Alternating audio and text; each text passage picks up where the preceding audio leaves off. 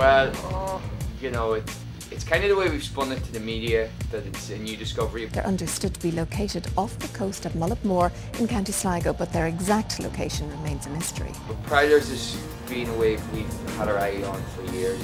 For me, a lifetime.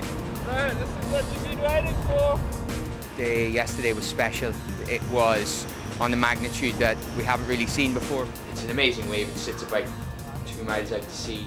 It's maybe 30, 40 meters deep every side of it, and it's very focused and concentrated into this one sea mount, and it just unloads from 40, 50 meters deep open ocean swell into about 8 to 10 feet of really a mountain top. The problem with Prowlers is it would get affected very much by crossing swells, north-west swell at the same time, which we get a lot here in Ireland. It's in a very, very obvious position, but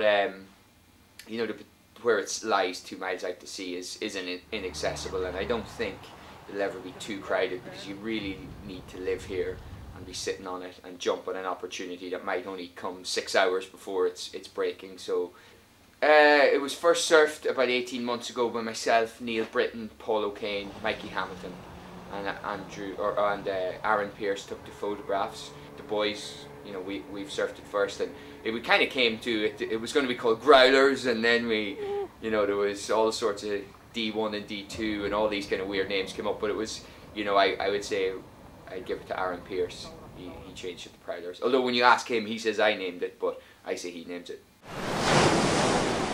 The future for Irish tow surfing, it's not isolated, not by any means. I think it's at the forefront of European big wave surfing. I think the waves, the surfers, and where we're at is European leader by a long shot.